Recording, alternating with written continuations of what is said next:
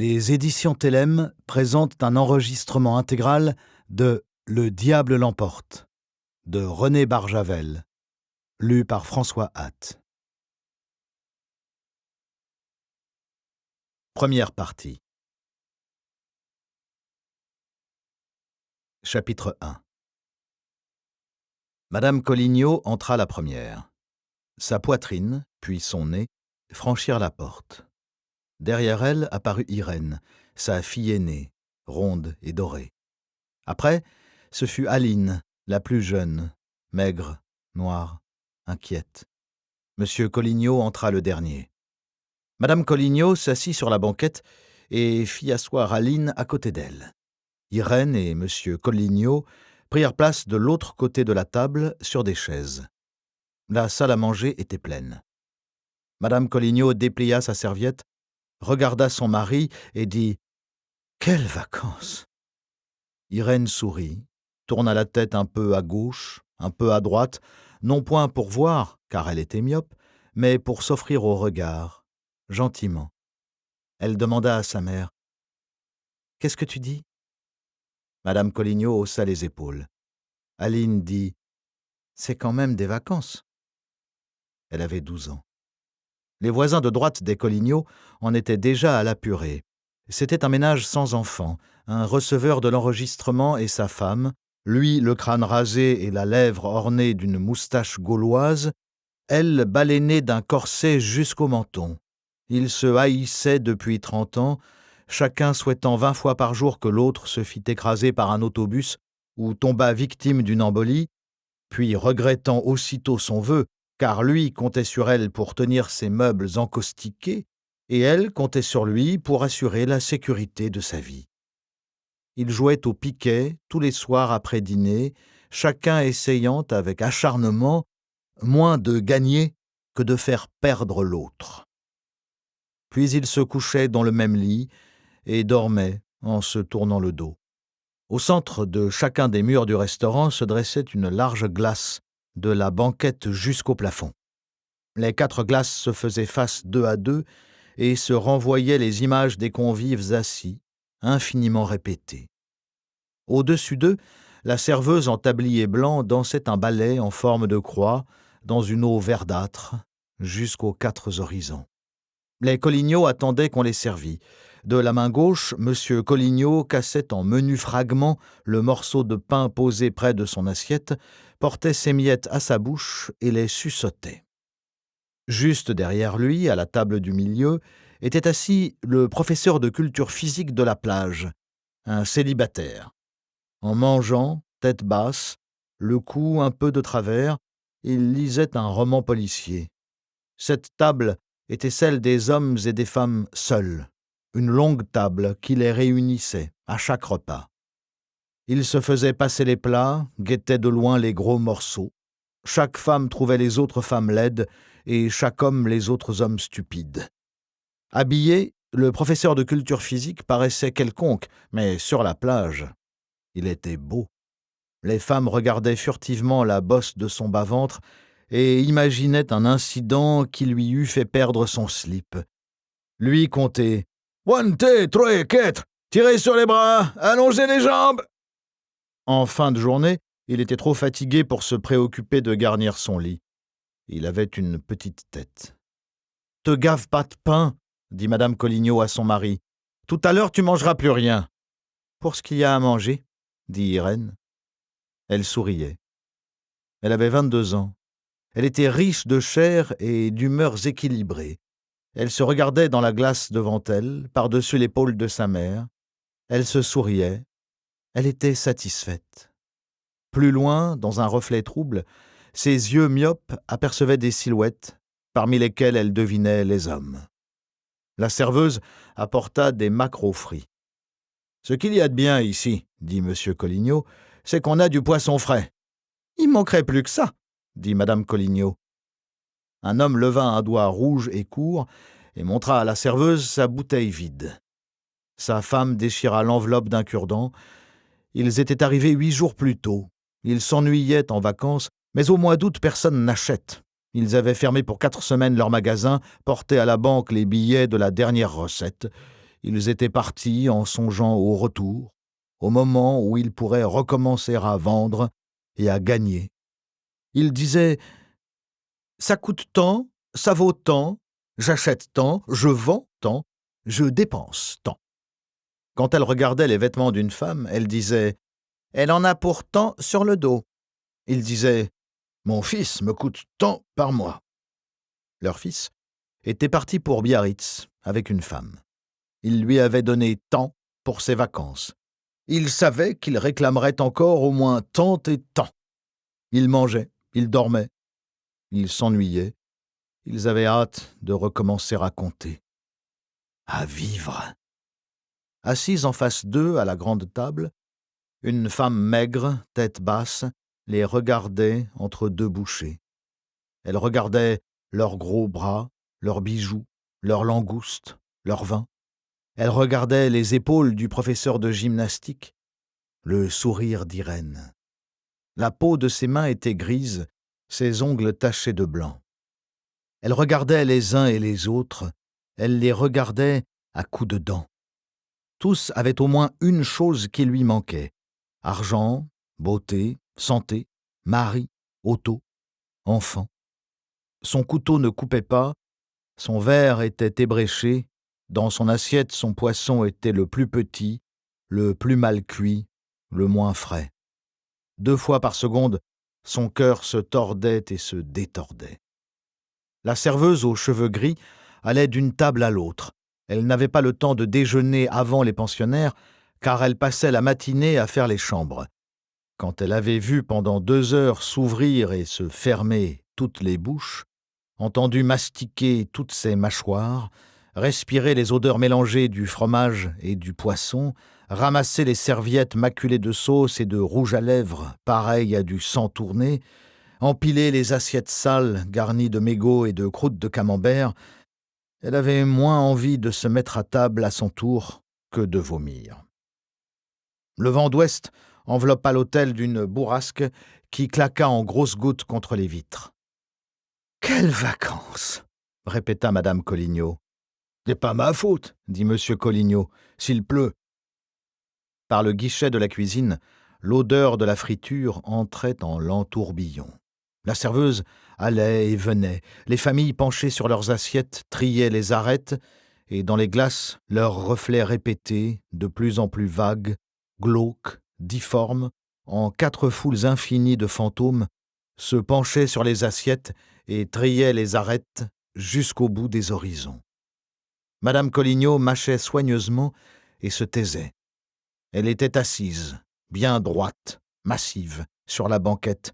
Elle ne pensait à rien d'autre, pour l'instant, qu'à mâcher. Elle était parvenue au bout de la maturité, à cet âge où les femmes qui se résignent à paraître leur âge ne paraissent plus aucun âge précis. Elle laissait blanchir ses cheveux noirs, jaunir ses cheveux blancs. La graisse avait aligné son menton et ses joues en une base rectangulaire.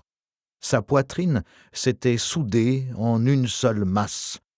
Elle l'avait recouverte ce jour-là, parce qu'il faisait froid, de 2 pullovers et d'une veste tricotée. Mais parce qu'on était en vacances, elle avait gardé son short, d'où sortaient sous la table ses grosses cuisses violacées par le vent marin. Aline repoussa son assiette dans laquelle elle avait émietté le poisson. Elle dit « J'ai pas faim. » « Qu'est-ce qui ne va pas ? Tu as mal quelque part ?» demanda M. Collignon, inquiet. « Tu veux qu'on te demande des œufs ?» demanda Mme Collignon. « J'ai pas faim, » dit Aline. Sa tête tournait. Elle avait l'impression que si elle se laissait aller, elle tomberait en avant dans la table et que cette table n'avait pas de fond. Elle fit un effort, se redressa, s'appuya contre le dossier de la banquette, posa ses mains à plat de chaque côté d'elle sur la Moleskine. Elle n'entendait plus ce que disait sa mère. Elle n'entendait qu'un bourdonnement, un bruit de mâchoire et de fourchette qui s'enflait, s'affaiblissait et recommençait, comme la mer. Elle regardait les visages des gens qu'elle avait déjà vus chaque jour et elle n'en reconnaissait aucun. Elle se demandait pourquoi tous ces hommes et ces femmes étaient assis autour d'elle. Qu'est-ce que c'est un homme et une femme, et des cheveux et une main, une assiette, une table, bouger, parler, manger, une serveuse, 1000 serveuses qui bougent ensemble dans les murs, ce bruit, ces mots, des mots, un mot, cuire, cuire, cuire. Cuire des œufs, cria la voix de sa mère. Elle sursauta, elle essaya de se retenir, mais ne put, et elle commença à pleurer. Il n'y avait qu'à pleurer, c'était la seule chose à faire, ce qui convenait à tout ça, ce qui était bien en rapport. Le soulagement. Elle pleurait, appuyée bien droite contre le dossier de la banquette, ses 2 mains toujours à plat de chaque côté d'elle. Les larmes coulaient, grosses, de ses 2 grands yeux noirs cernés. Des sanglots, de plus en plus forts, secouaient son long petit corps, et chaque sanglot lui faisait du bien, soulevait ce poids qui était en elle et qui retombait ensuite sur son cœur jusqu'au sanglot suivant. Elle ne voulait pas bouger, elle ne voulait pas parler, elle ne voulait rien que pleurer, rester là, comme ça, et pleurer. Madame Collignon prit son grand sac en toile cirée posé près d'elle, en tira un tricot commencé, en laine verte, piqué de 2 aiguilles jaunes, une serviette de toilette humide, 2 caleçons de bain, une paire d'espadrilles, un roman écorné, une glace, et enfin, un mouchoir. Elle essuya les yeux et les joues d'Aline, lui pinça le nez, lui dit « Souffle !» l'embrassa sur le front, coucha sa tête sur sa grosse et chaude poitrine et la berça comme un bébé. « Cette gamine, » dit M. Collignon, « il faudra quand même la montrer à un docteur. »« Pas besoin de docteur, » dit Madame Collignon d'une voix un peu tendre. « C'est son âge. » M. Collignon rougit. Le vent d'ouest continuait à plaquer la pluie contre les vitres. De la cuisine, le patron passa sa tête par le guichet. Il regarda les clients sans les voir. Il était rouge, le visage couvert de sueur. Il ouvrit la bouche, but un grand bol d'air et replongea vers son fourneau. Il prit par la queue un poisson enfariné et le jeta dans l'huile bouillante. Chapitre 2. La Deuxième Guerre mondiale, la GM2, comme on devait la nommer plus tard pour simplifier, s'était terminée par un bouquet. Une fleur à Hiroshima, une fleur à Nagasaki. Jamais si belle fleur de feu, d'enfer, de ciel, de lumière, de cendre. Jamais si belle fleur sur notre pauvre terre. Fleur de soleil, calice, ciboire où trempe le doigt de Dieu. 100 000 morts incandescents sous leurs pétales, 100 000 âmes purifiées. Bénis soient les pieux guerriers, que les savants soient sanctifiés, que leur règne vienne. Amen. Les penseurs éblouis, les chefs d'État, les journalistes entonnent la clameur d'enthousiasme. Un univers nouveau vient de naître. L'homme, l'homme, l'homme a forcé l'intime secret, brisé le sceau, enfin possédé la Vierge close. Le sang a coulé, un cri de flamme a jailli, de douleur et d'orgueil et d'extase. L'homme vient enfin de se montrer adulte. Il est maître désormais de l'énergie élémentaire, maître de la matière femelle. L'homme peut maintenant rester assis en son fauteuil, bras croisés et front haut, faire travailler pour lui le caillou, le fétu, l'aile de papillon, le grain de sable. D'un signe du menton, il transforme l'univers, le fait sauter, bouillir ou resplendir. Il est en état de détruire ce que Dieu a créé, ou, à la création divine, de superposer un monde qui ne devra rien qu'à lui, un monde luisant, chronométré, huilé, mesuré, cuirassé, symétrique, voulu, ville de nickel, route d'argent, fruits d'or. Pluie et soleil à volonté, pas une asperge plus grosse, pas un rire plus haut. L'homme est le maître, Prométhée, puéril ancêtre, avec son amadou. Un savant français interrogé sur ce qu'il éprouvait devant ces perspectives répondit « Ni peur, ni espoir ». C'était l'expression définitive du génie de l'homme, parvenu à une altitude qui le plaçait au niveau des dieux. Ni peur ni espoir, seulement la connaissance et le pouvoir. Après des millions d'années de lutte, après avoir rampé dans les cavernes, maîtrisé les monstres, domestiqué la plante et l'animal, taillé la pierre, forgé l'airain, conquis l'eau et l'air, l'homme allait enfin savourer le plein goût du fruit de l'arbre. Même si l'enfer devait en être le prix, il ne pouvait regretter d'y avoir mordu. L'exaltation de son orgueil le sauvait de l'épouvante. Le sommet atteint, après tant de noires batailles, était si lumineux, si haut, que la chute serait un envol. Ainsi pensaient les esprits éclairés. Mais le citoyen de troisième classe, le paysan qui, depuis les commencements, sue dans les sillons, l'ouvrier que martèle l'usine, l'employé à l'estomac aigre, pensaient, eux, tout bêtement, à vivre. Ils étaient partagés, eux, déchirés, justement, entre la peur et l'espoir. La paix ne se décidait pas à remplacer la guerre. Les nations capitalistes regardaient avec effroi l'ours russe se ramasser en boule et gonfler ses muscles, prêt, semblait-il, à se jeter sur elle. La Russie grondait, soupçonnant la meute de vouloir l'étrangler. Les vieux nationalismes, au lieu de s'effacer devant les perspectives nouvelles, s'exaspéraient, les pieds brûlés sur la plaque rouge des luttes sociales. Les vieilles tribus de race blanche, devenues nations dans la douleur, grandies sous les coups, portaient en leur âme les refoulements d'un adulte qui se souvient d'avoir été un enfant battu. La peur écrasait les bourgeons d'amour et les pourrissait en haine. Comme des enfants battus, les nations plastronnaient, ricanaient pour cacher leur peur, et chacune espérait avoir le temps de frapper la première avant de recevoir. Depuis la floraison d'Hiroshima, elle ne craignait plus une blessure, mais la mort. Madame Malos, qui tenait un magasin de porcelaine, square de la Tour Maubourg, ne pensait qu'à une chose, une seule. « Ils vont me casser ma vaisselle.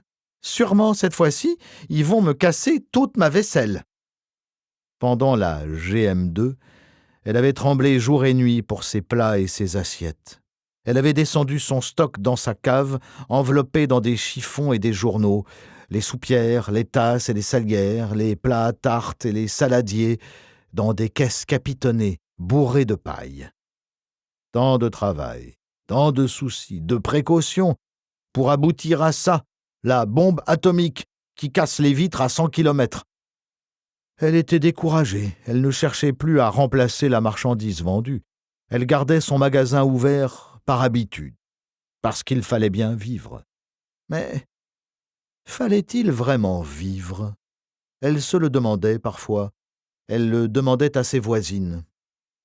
Elle hochait la tête, elle se le demandait, elle disait « Pauvre de nous !» Pris entre l'espoir et la peur, balancés de la promesse à la menace, les peuples commençaient à se désintéresser de tout et à se résigner à tout. Prenons l'exemple de M. Dublé. Celui-ci, quand éclata la GM2, était marié depuis 5 ans. Il était ouvrier typographe dans une imprimerie de Moulins. Le 2 septembre 1939, il possédait exactement 3 enfants, une table en bois blanc, 4 chaises et une malle pour servir d'armoire. Pauvre, il avait épousé une jeune fille pauvre. Tout l'argent gagné avait servi aux besoins immédiats des petits, aux bouillies, aux couches, aux premières paires de draps. Il n'allait pas au café, il n'allait pas à la pêche, il ne pensait qu'à sa famille, il y pensait la nuit, quand il s'éveillait, il travaillait pour elle du matin au soir, et c'était sa joie. Quand arriva le mois de septembre 1939, il venait de mettre de côté l'argent nécessaire à l'achat d'un lit plus grand pour l'aîné des trois. Il dut rejoindre immédiatement le 352e régiment d'infanterie en formation près de Chaumont. Il partit à l'aube, avec un pain, un demi-saucisson et une bouteille de bière dans sa musette. Quand il fut dans le train, il mangea un morceau de pain et une tranche de saucisson pour s'occuper l'esprit. Malgré cela, il pensait. Il pensait « Que deviendront ma femme et mes enfants si je suis tué ? Que vont-ils devenir pendant mon absence, sans argent ?» Ce fut son unique souci pendant la durée de la guerre. La victoire, la patrie, c'était l'affaire de personnages importants.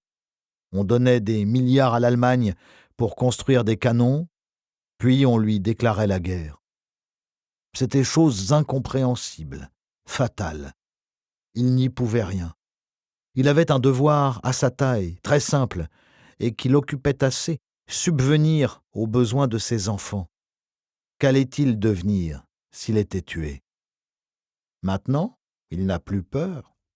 La fleur d'Hiroshima l'a libéré. Il sait qu'une nouvelle guerre est possible, mais si elle éclate, elle tuera tout le monde, tout en même temps.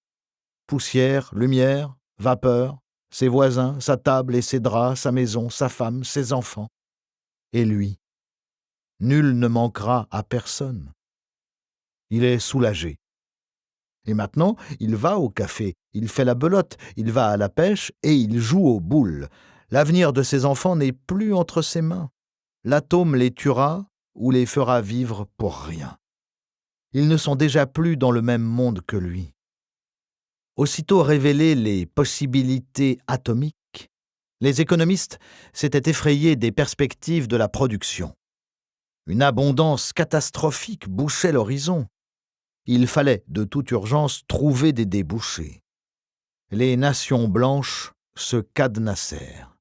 Chacune craignait plus que la mort de voir sa propre faim rassasiée par les produits des autres, se défendre contre la concurrence et l'attaquer partout, conquérir les marchés, même au prix de la misère, pour l'abondance de demain. Là, de mal travailler, mal se reposer, mal espérer, mal craindre, hommes et femmes ne retrouvaient leur équilibre qu'au temps des vacances, le temps où depuis toujours on a le droit, sans remords, de ne rien faire et ne penser à rien. Depuis toujours, M. Collignon emmenait sa famille en vacances en Bretagne. Depuis toujours, Mme Collignon disait « Nous ne reviendrons pas ici l'année prochaine ». Irène disait « Au moins en Bretagne, le mauvais temps ne dure pas ». Mme Collignon répondait « Le beau temps non plus ». M. Collignon disait « Le midi, c'est trop loin et trop cher ». M. Collignon espérait que tout finirait par s'arranger, que le temps de l'atome viendrait enfin et qu'il apporterait plus de bien que de mal. Les hommes n'ignoraient pas qu'une nouvelle guerre signifierait, comme dirent les journaux, la fin de toute civilisation.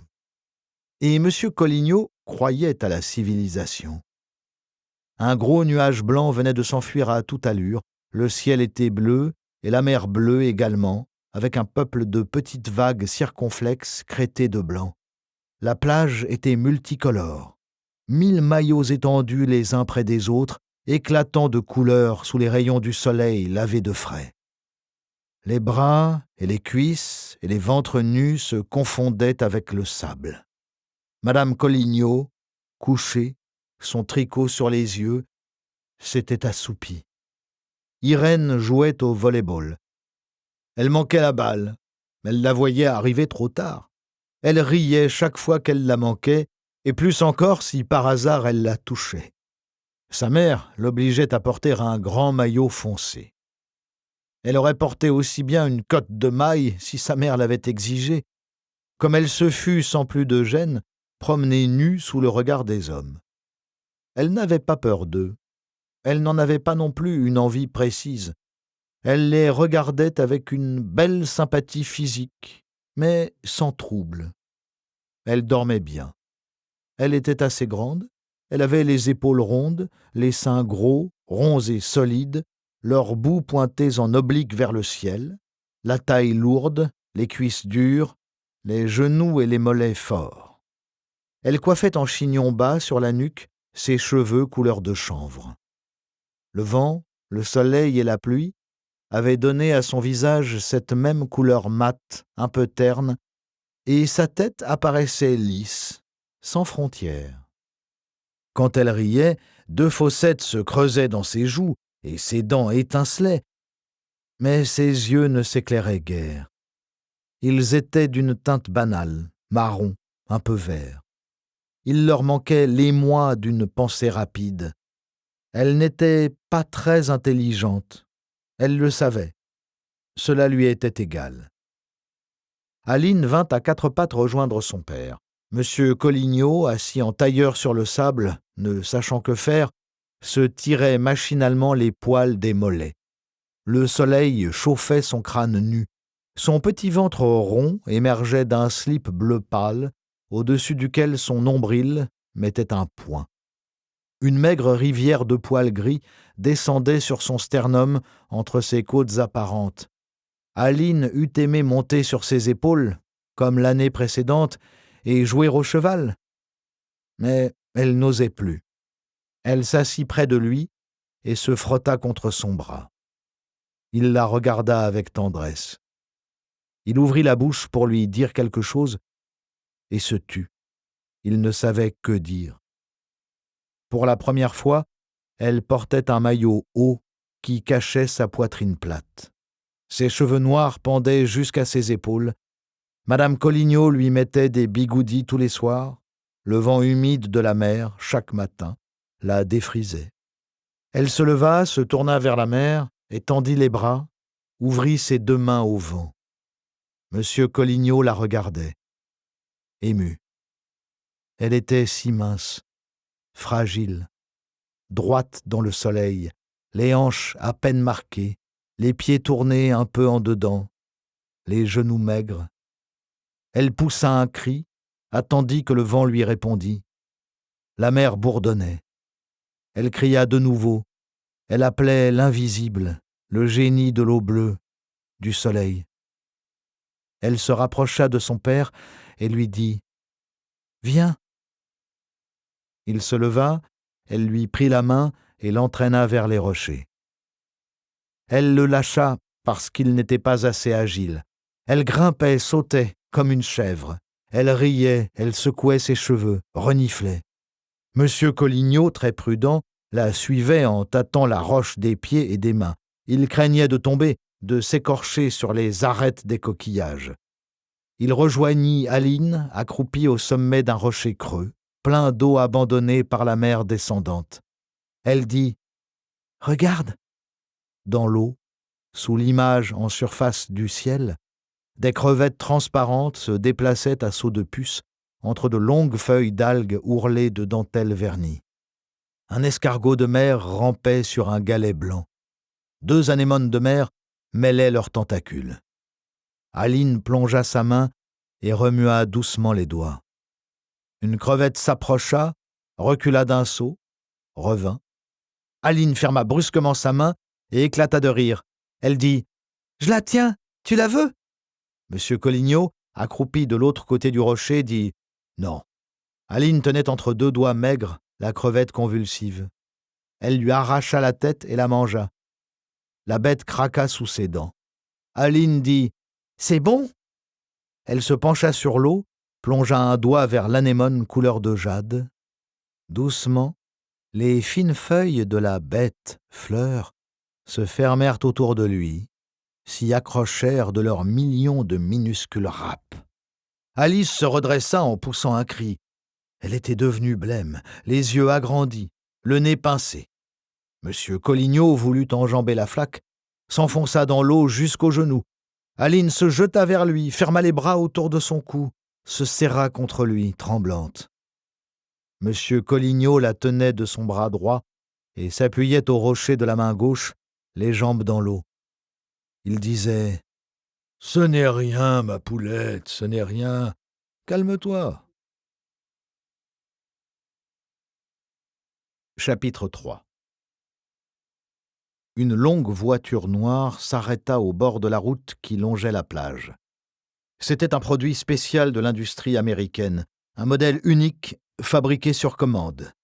Roues increvables, moteur de secours, essence comprimée, téléphone, télécinéma, couchette, lavabo, urinoir, eau chaude et froide, frigidaire, cuisinière, bibliothèque, dictaphone, classeur, coupe-papier, vide-ordures, grille-pain, essuie-pieds, presse-fruits, ouvre-boîte, allume-cigare, casse-noix, taille cure-dents, lime à ongles rotative, peigne à moustache, radar, berceuse, silence, 3 places. 3 places pour Monsieur G, pour son secrétaire Emmanuel Gordon et pour le chauffeur. Mais la place de Monsieur G restait généralement inoccupée. Ou plutôt, Emmanuel Gordon s'asseyait à la place de Monsieur G et le secrétaire d'Emmanuel Gordon à la place de ce dernier. Monsieur G se trouvait à ce moment-là dans un avion, à bord d'un paquebot, dans une chambre d'hôtel. La voiture noire était une de ses voitures. Emmanuel Gordon était un de ses collaborateurs. Emmanuel Gordon lui téléphonait, ses collaborateurs lui téléphonaient, sans savoir exactement où il était, et lui-même le savait-il.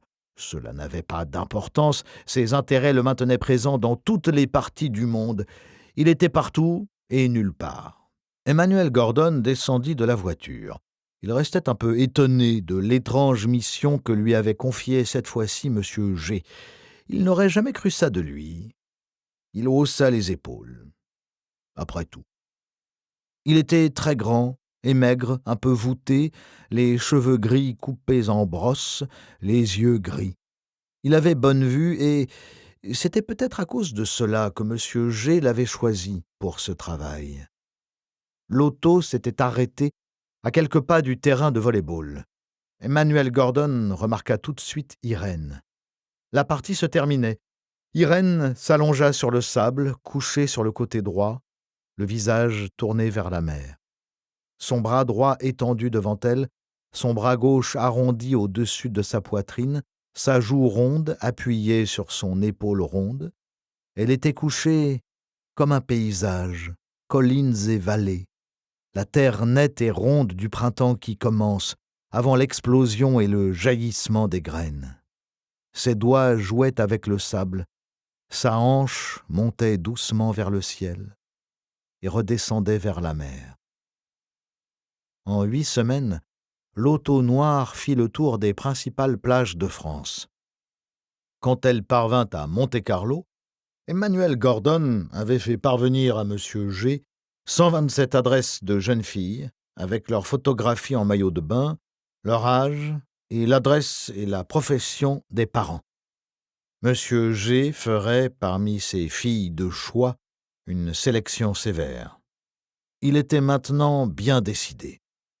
M. G était un de ces hommes ignorés qui exercent un pouvoir sans limite sur les multitudes au moyen du propre argent et de la sueur des dites multitudes.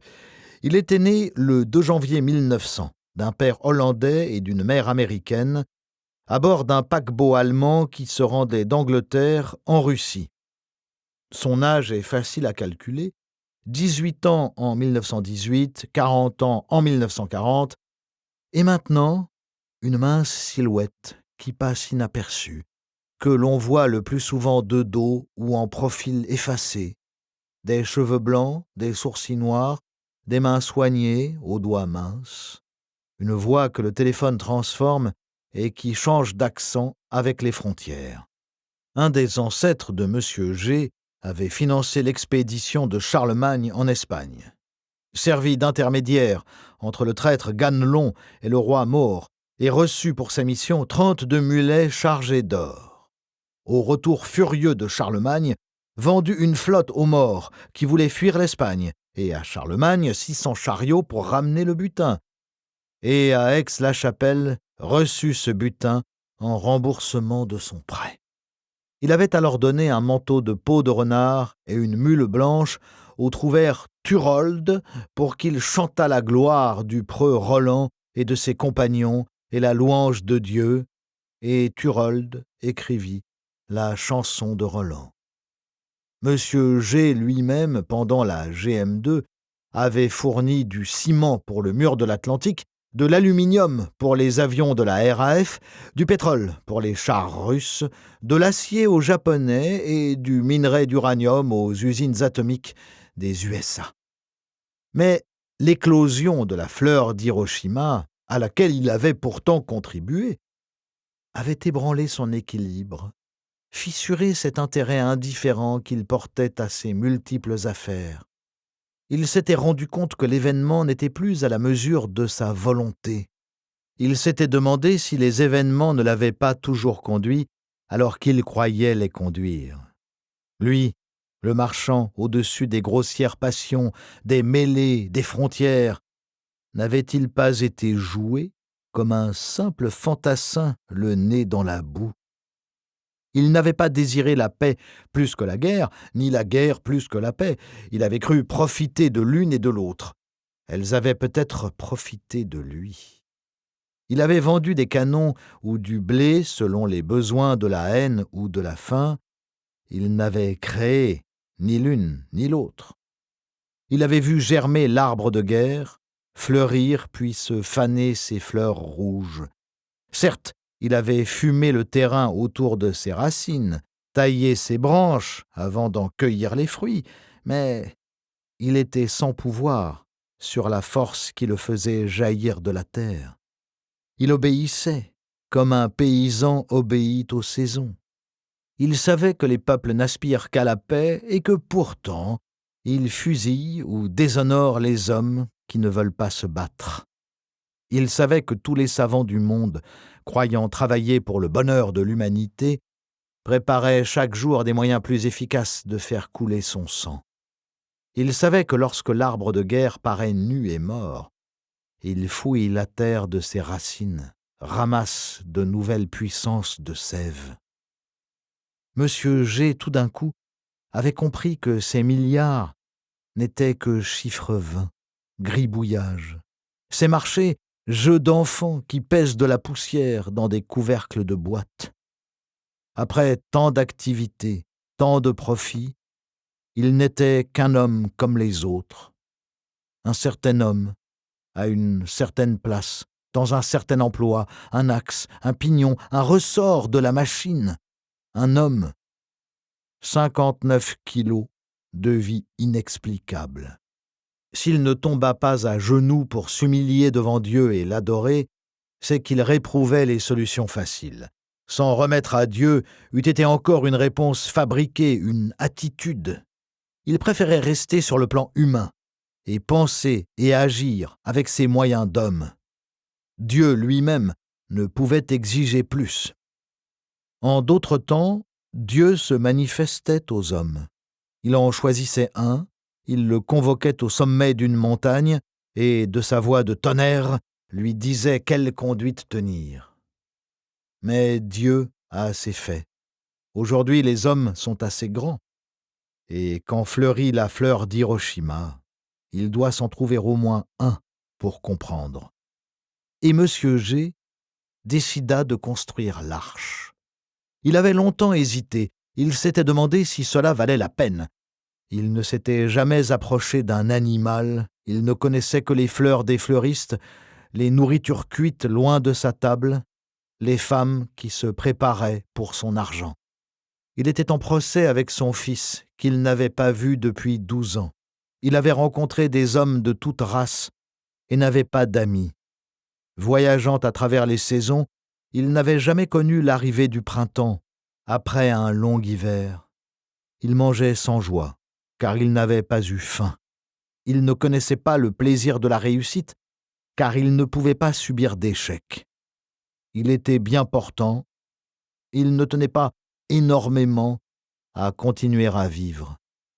Bien sûr, ce n'était pas sa vie qu'il s'agissait de sauver, mais la vie. Mais vraiment, est-ce que cela valait la peine? Bêtes et hommes, après, recommenceraient à s'entretuer. À quoi la grande épuration du premier déluge avait-elle servi? Dans le monde entier se trouvaient sans doute quelques douzaines d'hommes qui savaient ce que préparaient les laboratoires quelques douzaines d'hommes aussi puissants que M. G, et dont il connaissait les noms et les visages, mais ils demeuraient prisonniers des jeux immédiats, enfermés dans l'illusion de leur puissance. D'autre part, des millions de misérables, pour lesquels ils n'éprouvaient d'ailleurs ni intérêt ni pitié, sentaient venir le cataclysme, sans savoir quelle forme il prendrait, s'ils seraient noyés, brûlés, asphyxiés, pilés, mais sans pouvoir rien faire pour l'éviter. Monsieur G savait et pouvait. Son esprit, habitué à obéir à la logique, l'amena à cette conclusion. Il avait pensé à construire l'arche. Il avait les moyens de la construire. Il la construirait. Il l'avait commencé depuis 3 ans. Chapitre 4. « Écoute, dit Madame Collignon, qu'est-ce qu'ils ont dit ?»« J'ai pas fait attention, dit Monsieur Collignon. Il était assis devant la table ronde de la salle à manger, les mains sur les oreilles, le regard fixé sur une feuille portant un texte dactylographié. C'était une circulaire qu'il devait traduire en 7 langues. Il l'avait apportée du bureau pour avancer son travail du lendemain. « Ils vont encore envoyer quelque chose dans la Lune ?»« Si ça les amuse, » dit M. Collignon, qui était en train de se demander quel équivalent roumain il pourrait bien trouver au mot « indissolublement ». Aline était couchée, Irène partie chez une amie qui fêtait son 20e anniversaire. Madame Collignon, assise dans son fauteuil, devant le poste, tricotait des chaussettes. Elle s'était légèrement assoupie pendant le discours du ministre de la Reconstruction. Elle s'était réveillée juste à la fin du bulletin d'information. « Ils vont bien nous la faire tomber sur la tête, » dit Madame Collignon. « Quoi ?» dit Monsieur Collignon. « La Lune, » dit Madame Collignon. « Ça ou autre chose, » dit Monsieur Collignon. Il n'aimait pas qu'elle lui parlât pendant qu'il travaillait. Il avait manifesté dès l'enfance un don exceptionnel pour les langues. Cela lui avait valu un emploi stable à l'UNESCO. Il comprenait couramment les principales langues des 5 continents et les parlait toutes avec un accent assez étrange que ses interlocuteurs prenaient pour un accent slave et qui n'était en réalité que celui de Perpignan. « Je vais me coucher, » dit Madame Collignon. « Tu viens ?»« Oui, » dit-il. En sortant du cabinet de toilette, il alla se pencher sur le lit d'Aline. Il alluma la lampe de chevet, qui éclaira d'une lumière douce le visage de la fillette, ses joues où affleurait un léger creux d'ombre, ses paupières de soie, si minces qu'on devinait à travers elles le disque de l'iris. Elle respirait doucement. Elle souriait un peu, d'un coin de la bouche. Il posa le dos de sa main sur son front. Il était tiède, il était frais. Monsieur Collignon éteignit et s'en fut se coucher. Chapitre 5. La nouvelle, dont Madame Collignon n'avait entendu que quelques mots, venait de faire sensation dans le monde. L'agence chinoise d'information annonçait que le surlendemain, à 13h30 heure locale, une fusée à propulsion atomique s'envolerait d'un point X en Mongolie vers la Lune. Les Américains et les Russes avaient déjà, à plusieurs reprises, envoyé des fusées hors du champ d'attraction terrestre, sur la Lune, vers Vénus, Mars, le Soleil. Certains même de ces projectiles, s'arrachant aux lacets du système solaire, avaient commencé un voyage vers l'infini de l'espace et du temps. Ainsi l'univers comptait-il quelques nouveaux corps célestes, minuscules, perdus, errants, sans loi ni but, qui comportaient ceci de nouveau: ils avaient été fabriqués non par Dieu, mais par l'homme.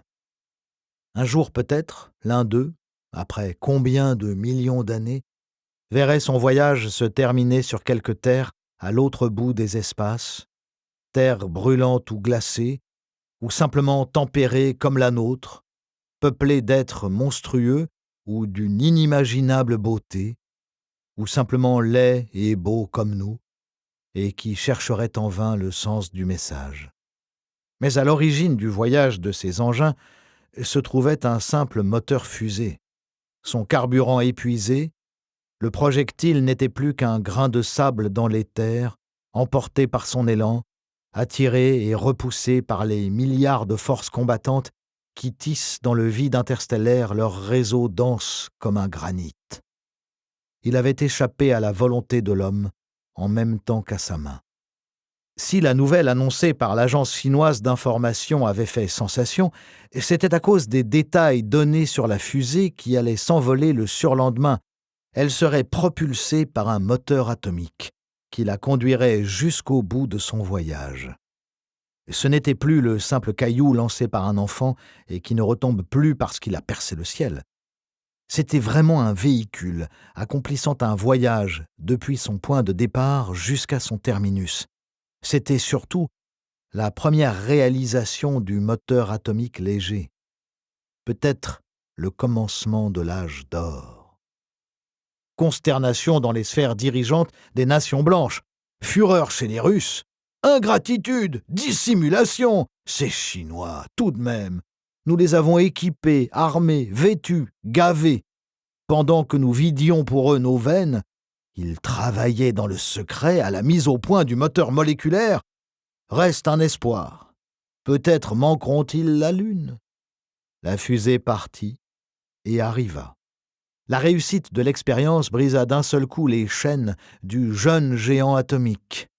Épouvantés à l'idée d'être dépassés par les jaunes sur la voie de l'industrie nouvelle, les blancs mobilisèrent leurs énergies pour rattraper le temps perdu. Tout était en puissance dans les laboratoires. Les industriels jetèrent à la ferraille leur vieil équipement. Les actions des compagnies charbonnières s'écroulèrent, suivies de peu par les actions pétrolières. Nous espérons que vous avez apprécié cet aperçu. Pour continuer à écouter ce livre audio sur Google Play Livres, utilisez le lien dans la description de la vidéo.